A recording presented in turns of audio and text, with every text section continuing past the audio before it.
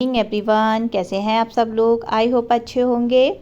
आप सबके लिए मैं करा रही हूँ पीजीटी एजुकेशन, जो कि आपकी अगर आप यूजीसी नेट एजुकेशन की भी तैयारी कर रहे हैं तो उसके लिए भी आपके लिए बहुत ही महत्वपूर्ण है। ठीक है, तो एजुकेशन क्लास है जिसमें मैं आपको टॉपिक वाइज जो है पीजीटी का सिलेबस करा रही हूँ। और आज का जो हमारा टॉपिक होने वाला है वह पीजीटी के सिलेबस का यूनिट फर्स्ट का लास्ट टॉपिक है। इसके बाद में जितने भी टॉपिक मैंने आपको यूनिट फर्स्ट में कराए हैं उनसे रिलेटेड जो है ऑब्जेक्टिव क्वेश्चंस मैं आपके लिए लेकर आऊँगी पहले, उसके बाद में हम यूनिट 2 जो है स्टार्ट करेंगे। ठीक है, तो आज का हमारा टॉपिक होने वाला है केंद्रीय शैक्षिक तकनीकी संस्थान।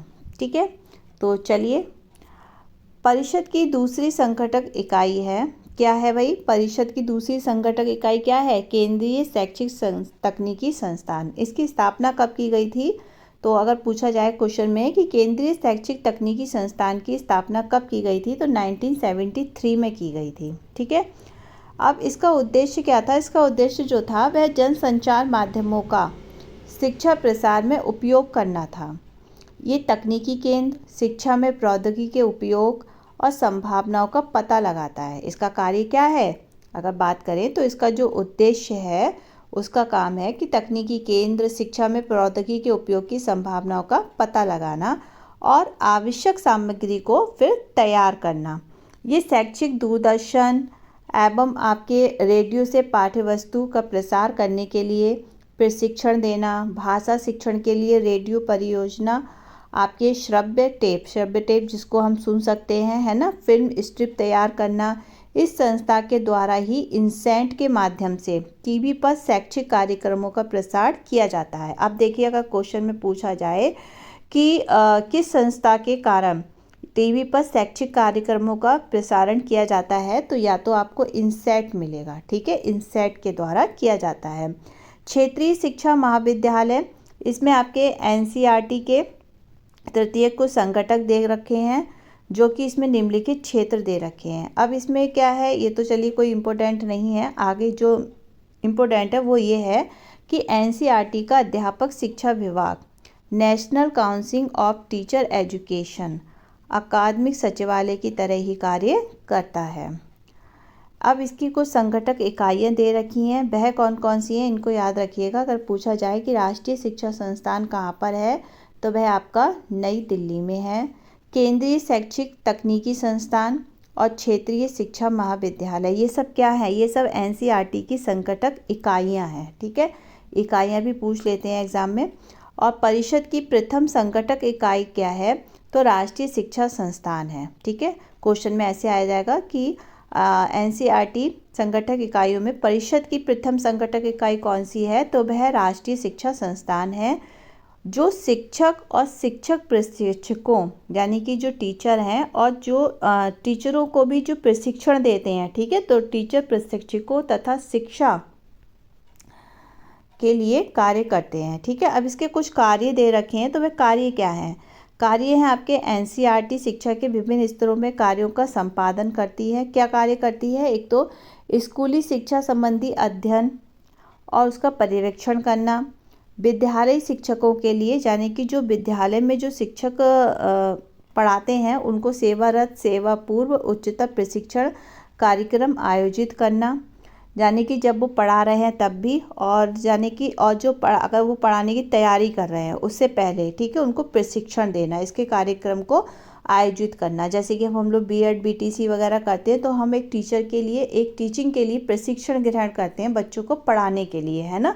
तो वह जैसे कि किसी भी कॉलेज में सेवा यानी कि अपनी सेवा देना, मतलब अगर हम छात्रों को पढ़ाने जा रहे हैं तो हम वो सेवा देंगे ना छात्रों को, तो उससे पूर्व का उच्च स्तरीय प्रशिक्षण कार्यक्रम आयोजित करना, ये एनसीईआरटी शिक्षा माध्यम के द्वारा इसका कार्य है। फिर है शिक्षा विस्तार सेवाओं को सुसंगठित करना, स्कूलों में संशोधित एवं विकसित शिक्षण प्रविधियों को लागू करना, यानी कि समय समय पर बहुत सारे सिलेबस जो है संशोधित हो जाता है समय के हिसाब से, तो उस संशोधन को और उसमें जो आज के टाइम पे किन चीज़ों का विकास होना चाहिए उन विकसित शिक्षण प्रवृत्तियों को लागू करना, ये इसका कार्य होता है। शिक्षक निर्देशिका, छात्रों के लिए अभ्यास पुस्तिकाएं, प्रयोगशाला सामग्री, शिक्षक सामग्री, चलचित्र तैयार करना, ये सब इसके कार्य हैं। विभिन्न शैक्षिक पत्रिकाओं का प्रकाशन करना।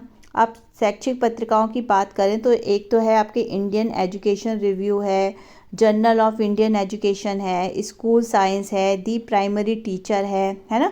तो ऐसी ही शैक्षिक पत्रिकाओं का प्रकाशन करना महत्वपूर्ण, ये भी इसका एक कार्य है। राष्ट्रीय प्रतिभा खोज योजना NTS, ठीक है, राष्ट्रीय प्रतिभा खोज योजना, इसको शॉर्ट फॉर्म में NTSE कहते हैं, के अंतर्गत राष्ट्रीय स्तर की परीक्षा का संचालन कराना, ये भी इसके अंतर्गत आता है। और नवोदय विद्यालय के लिए प्रवेश परीक्षा का आयोजन कराना, ये भी इसके कार्य के अंतर्गत आता है। अच्छा, अब इसके इन सब कार्यों को करने का उद्देश्य क्या है?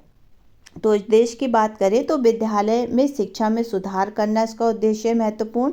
शिक्षक के स्तर में गुणात्मक सुधार करना। विभिन्न शैक्षिक शाखाओं में जो है अनुसंधान कार्य करना, अनुसंधान कार्य में सहायता प्रदान करना और अनुसंधान कार्य का समन्वय करना, यानी कि जो छात्र किसी चीज़ की खोज कर रहे हैं, है ना, तो उनमें सब में उसकी सहायता करना और उसके कार्य को संपन्न करवाना। शिक्षण की उच्च तकनीकी एवं नव अनुक्रियाओं को प्रोत्साहित करना। शैक्षिक योजनाओं का संकलन करना, जो भी शैक्षिक सूचनाएं हैं उन सबको इकट्ठा करना और फिर उसके बाद में उसका संपादन करना, ये सब इसके उद्देश्य हैं। और इसके बाद में है शैक्षिक पुनर्निर्माण के कार्य में संलग्न संस्थाओं के लिए प्रसार सेवाओं का आयोजन करना। मानव संसाधन विकास और मंत्रालय एवं समाज कल्याण मंत्रालय की स्कूल स्तरीय शैक्षिक नीतियों के निर्धारण एवं क्रियान्वयन में सरकार को सहयोग एवं परामर्श देना। देखिए किसी जैसे आप देख सकते हो CTET वगैरह है या फिर हम UGC नेट का एग्ज़ाम देते हैं, तो उसमें पूरा का पूरा ये आपको उठाकर दे सकते हैं, ऐसा पूरा एक ग्राफ दे देंगे और पूछ लेंगे भाई ये किसके अंतर्गत आता है, ठीक है, तो ये किस संस्था के अंतर्गत आता है या किसका उद्देश्य है, तो ये इस तरीके के पूरे ग्राफ आ जाते हैं, तो इनको अच्छे से पढ़ लीजिएगा। पाठ्यक्रम एवं पाठ्य चर्चाओं का निर्माण एवं उसमें सुधार करना, ये भी उसका एक उद्देश्य है। कक्षा 1 से 12 तक की पाठ्य पुस्तकें तैयार करना। पूर्व प्राथमिक स्तर के लिए अनुदेशन सामग्री को तैयार करना, ठीक है। अब यहाँ पर कुछ शिक्षा संबंधी कुछ राष्ट्रीय महत्व की संस्थाएं दे रखी हैं, वह कौन कौन सी हैं? तो राष्ट्रीय शैक्षिक अनुसंधान और प्रशिक्षण परिषद, क्या NCERT, राष्ट्रीय शैक्षिक अनुसंधान एवं प्रशिक्षण का गठन जो है 1 सितंबर 1961 को सोसाइटी अधिनियम के क्या तहत जो है आपके भारत सरकार के शिक्षा मंत्रालय द्वारा एक स्वायत्तशासी संस्था के रूप में किया गया था। ये संस्था क्या है? मानव संसाधन विकास मंत्रालय की तकनीकी संस्था के रूप में कार्य करती है। केंद्र सरकार इस परिषद के अनुसरण एवं परिव्यय का संपूर्ण वित्तीय भार जो है वहन करती है, यानी कि जो केंद्र सरकार है इस संस्था के अंतर्गत जितना भी खर्च वगैरह होता है, जितनी भी आर्थिक चीज़ें, उन सबका जो है भार वहन करती है, यानी कि खर्चा उठाती है, ठीक है। इस परिषद का महत्वपूर्ण नियामक अभिकरण इसकी सामान्य निकाय तथा कार्यकारिणी समिति होती हैं। और इस समिति का अध्यक्ष कौन होता है? तो इस समिति का अध्यक्ष जो है वह आपका केंद्रीय शिक्षा मंत्री होता है, ठीक है। और विभिन्न राज्यों व केंद्र शासित क्षेत्रों के शिक्षा मंत्री, UGC के अध्यक्ष, केंद्रीय माध्यमिक शिक्षा बोर्ड के अध्यक्ष और आपके केंद्रीय विश्वविद्यालय संगठन के आयुक्त, विभिन्न विश्वविद्यालयों से 4 कुलपति और भारत सरकार के द्वारा मनोनीत 4 अध्यापक लिए जाते हैं, ठीक है। तो ये सब इसके क्या थी? शिक्षा संबंधी राष्ट्रीय कुछ महत्व की संस्थाएं थी। तो आज का ये टॉपिक यहीं पर ख़त्म होता है। इसका एक छोटा सा पार्ट 2 और है, जिससे कि ये टॉपिक पूरी तरीके से फिनिश हो जाएगा। फिर मैं आपके लिए फर्स्ट क्वेश्चंस लेकर आऊँगी, ऑब्जेक्टिव क्वेश्चंस। तो अभी तक अगर चैनल को सब्सक्राइब नहीं करा है तो जल्दी से कर लीजिएगा। अगर कोई प्रॉब्लम हो रही है वीडियो में तो मुझे कमेंट में बताइएगा कि मेरी वॉइस वगैरह में कोई दिक्कत हो या फिर कहीं पे आपको कोई प्रॉब्लम लग रही हो, तो आप प्लीज़ मुझे कमेंट में बता दीजिएगा। चलिए फिर कल मिलते हैं नेक्स्ट वीडियो में, तब तक के लिए बाय बाय, टेक केयर।